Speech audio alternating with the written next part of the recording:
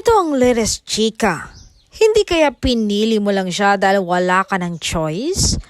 Sa pilitan nga lang ba, Donnie? Yan ang tanong na talagang napatameme ang matine idol. Sabi ng aktor na tumingin pa sa novya niya, sabi niya, lagi mong tandaan na hindi kita pinili dahil sa no choice ako. O di kayang love team lang tayo.